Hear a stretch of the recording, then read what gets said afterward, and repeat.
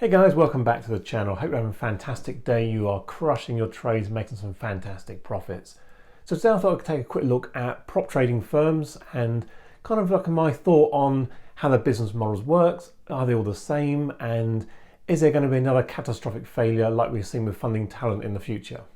Now, there's been so many comments online over the past week how Funding Talent was just a scam. They obviously conned everybody, took loads of money just from challenge fees. That was how their business model worked, and they took those fees, paid out to their successful traders, and people saying that's how all the prop firms are working. Now, I don't know 100% if that's true. All I know is that that's what Funding Talent said their business model was on some legal papers they did a while ago. And it may be that other prop firms work in that same way. We know statistically from looking at brokers that 90% of traders lose their money.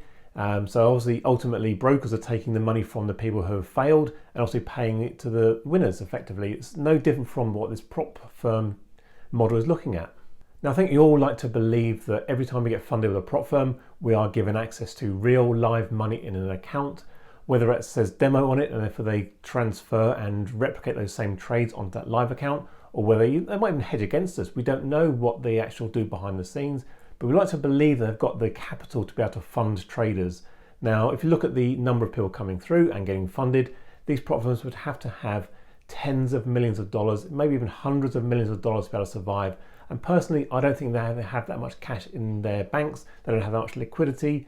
And so they still rely on a certain point where people will fail challenges and therefore pay the actual profitable traders. Now, was Funding Talent a scam to be able to do it in their particular model? Now, I don't think they were. I think the scam word is used a lot. Now, if I was a new prop firm starting out, literally took millions of dollars in the first few weeks by people signing up, then literally just went bust straight away, I would say that was a scam. But over the past 18 months, for example, a lot of people have made a lot of money through Funding Talent. And we can see that through a lot of proof of payouts that people either posted on Discord channels or on Telegram groups, or even people on YouTube have said, this is my payout with Funding Talent. And a lot of people have made good, significant sums. I just think the business wasn't run by proper business people, in my opinion.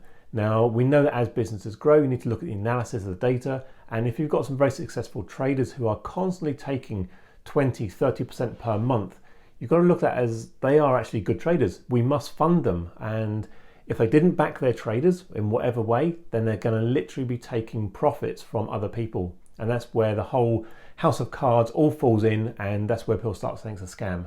So where do I see the future of the prop firm industry? Now, if you look at the true prop firms, I think they're going to survive. They're going to take people through an internship or a mentorship program, get them trading into a certain level, and have that sort of desk of traders with their real accounts. But they also go through real strict risk management processes to make sure no one's really going to blow too much money. Then you have the other type of prop firms we're obviously funded with, like FTMO, My Forex Funds, where we don't know the true business model behind the scenes, but we'd like to believe they are actually funding real traders and not just scamming them out of losing challenge fees and paying that to the real traders.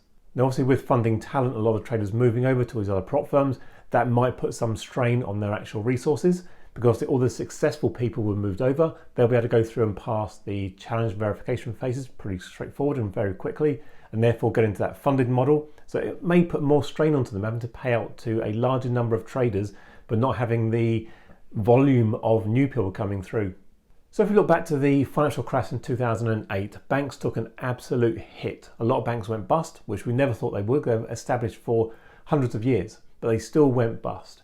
Then following on from that, when the governments all bailed out the banks, they had to go through a lot of stress tests to really understand, could they survive in the new world? Were they able to pay off their debts? Were they able to survive going forward? Were they still profitable? And I think a lot of prop firms do have to do something very similar. They need to really understand how their business model works, go through that level of stress test, seeing if they're going to get a significant number of traders coming on board and they're all profitable and they're taking significant amounts of profits. Can they still survive? And if they're not able to survive, we're going to see potentially more going through the same challenges that Funding Talent went through recently. We're going to see an influx of new prop firms starting up. We're already seeing rumours throughout a lot of the chat channels of people are starting them up. We're seeing people saying, oh, all these YouTubers are going to start their prop firms up and it's going to be really successful or not successful, who knows. But there are going to be a lot more coming to the scene very, very soon. And that's just the nature of the business. It's profitable. Obviously, they're seeing that people are making money and they're able to attract new people to it. And whatever marketing tactics they take, whether it's through successful Instagram campaigns or whether it's successful YouTubers and able to promote that and get 10s, 20,000 people signed up, who knows what their business model is behind the scenes. I just hope that nobody loses out money in the long term. Now, I've said many times before, if you are looking to sign up with a prop firm, do your due diligence, do your research on them, and make sure you're comfortable how they operate as a business. Make sure they show regular payouts, make sure they show support for their traders. But as we've seen over the past few months with Funding Talent, they were seen by many people as the most reputable and probably the most dominant prop firm in the industry at that time. And how quickly that went from being number one to literally 100 or worse than that. So there are no guarantees, and everyone with hindsight will come back and say, I told you so, I've seen the writing on the wall. And I think a lot of people did know about this, but obviously through litigation or other reasons weren't able to expose what was going on behind the scenes. I think Funding Talent wanted to prove they could trade out of their negativity and come back stronger. It didn't prove that way. And I really hope that other prop firms learn from this and make sure that the industry as a whole is much stronger and able to support the traders coming through and make better profits in the long term. Now, this is all my opinion and speculation. I don't have a crystal ball or a direct route into any of the people who manage and run prop firms. Now, you'd always hope they're obviously run by proper business people who are looking at the balance sheets, looking at the revenue coming in and revenue going out, and are able to be sustainable. And I really do hope they do.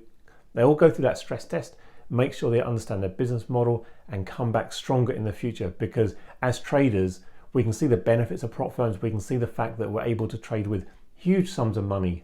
Some of these people are up to $1 million accounts with multiple prop firms. We need to be able to rely on those people, but again, not be so dependent that we are flabbergasted when they go bust. We make sure that whatever profits we can take from them, we can start funding our own trading and our own trading accounts, so that if the worst does happen and all the prop firms just disappear overnight, whether it's through regulation or through monetary problems, then we're able as traders and people to be able to survive and not be so dependent on getting the monthly payouts through our profit shares. So I hope you enjoyed my little ramblings today.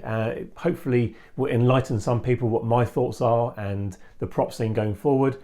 If you enjoyed the video, please give it a big thumbs up, comment down below on what prop firms you're using and what you want to use in the future, and I'll catch you all again next video. Cheers.